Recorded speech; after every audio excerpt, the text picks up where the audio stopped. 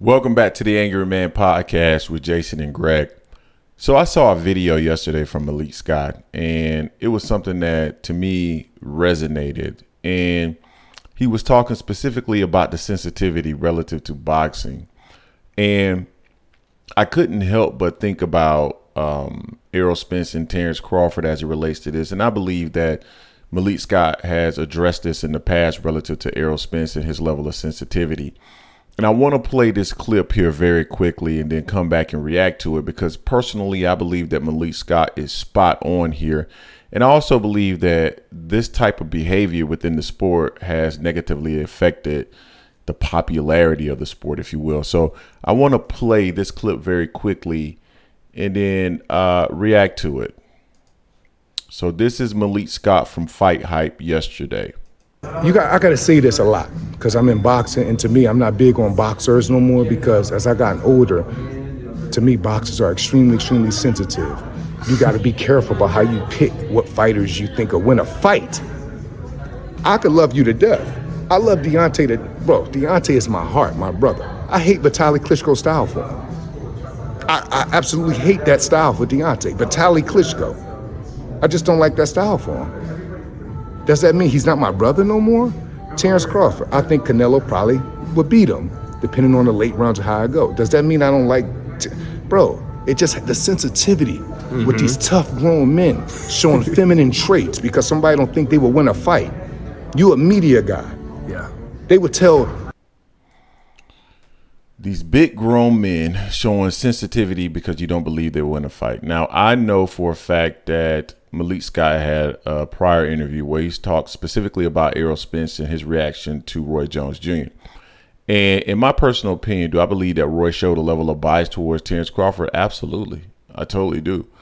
But Roy kept it 100% boxing, and therefore I thought that there should have still been a mutual respect there between he and Errol Spence. And if I'm not mistaken, someone mentioned that Errol, or I think it was Roy Jones, tried to shake Errol's hand and Errol wouldn't shake his hand, and so forth and so on.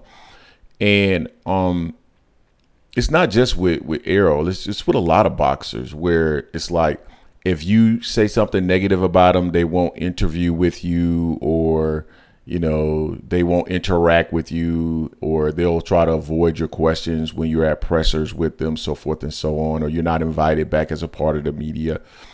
And that's an issue. Because honestly, that's not the media's job. The media's job is not to reflect and paint you in the best light. The media's job is to reflect what they believe is the reality. That's the media's job. I don't consider myself the media. Quite frankly, I consider myself just a personality that gives opinions. And even in an instance like that, you shouldn't be in a situation where a fighter feels that they don't like you, that they need to disrespect you, because your opinion of them is not one that is popular or one that paints them in the best light. And we've seen that with Errol and Roy Jones. We've seen it with Terence Crawford and Fanon. Terence got an issue with Fanon. And we definitely see it with the fans. Now, many of you have seen me in the comment section referring to men as 15-year-old schoolgirls hurling insults. And it's incredible to me where you see this level of sensitivity and emotional responses from grown men.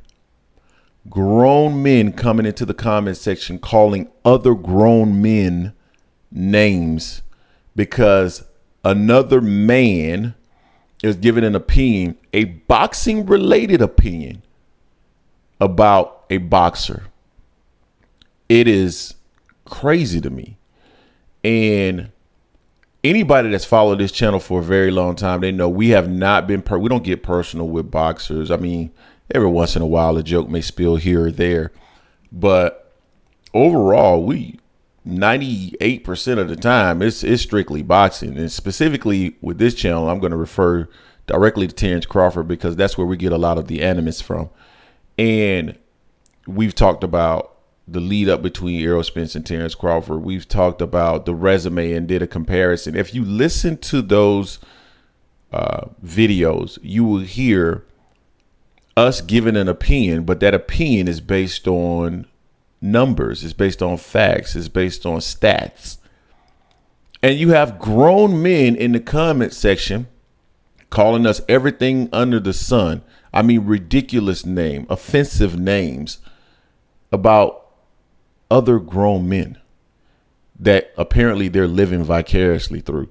This emotional outburst that we see within the sport, not only from the fighters, because I think it's derived from the behavior of the fighters, and then I think the fans take on those same characteristics because that's what the fighters do. And you can't be overly sensitive to somebody saying something or speaking to or talking about the sport. Now, I think a part of that is because, I was about to say maybe because a lot of it, from a boxing perspective, live on YouTube.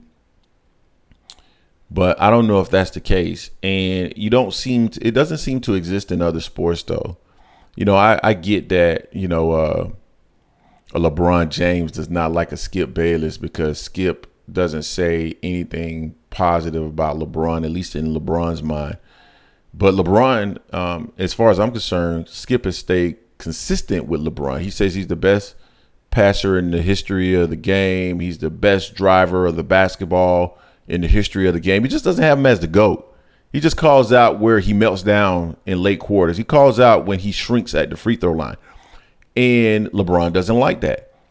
And it seems like there's an overly sensitive environment today with today's athlete versus, some generations in the past. Generations in the past were not as sensitive as today's fighters.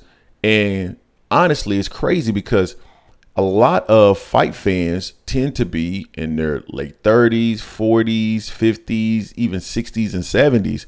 So you have a mature fan base, yet you still see a lot of that behavior from the men in the comment section. So I got to commend Malik Scott for calling this out and addressing it. I've addressed it in the past, but never in a video. I think he's spot on in regards to just the nature of the sport right now. Grown men displaying feminine characteristics, being extremely emotional and responsive to anything, and just not even willing to argue a legitimate point or just come in and just argue their point. Instead, they come in and they hurl insults, and that's all they do. Is 3 paragraphs of just calling you names. It's amazing to me, and this is, as far as I'm concerned, it's damaging for the sport. And these guys got to get out for their level of sensitivity. If someone is saying something to you, if I say, I saw a fighter and the fighter looks overweight, then you shouldn't be upset. Or if I say a fighter's footwork isn't good, or I think a fighter is dabbling in the area where, that's not his expertise, meaning the business side of it, the business acumen is not there in order for him to be able to do that, then that's all related to the sport. It has nothing to do with anything personal. Stop coming in the comment section saying someone is being personal. Fighters, stop being sensitive because someone has something critical to say of you. Nobody's going to say all superlatives as it relates to you. That's not the way of the real world. So just get over it. So you guys tell me what you think in the comment section in regards to Malik Scott. Don't forget to hate, like, comment, and subscribe. This is the Angry Man Podcast, M Sports Media. And I am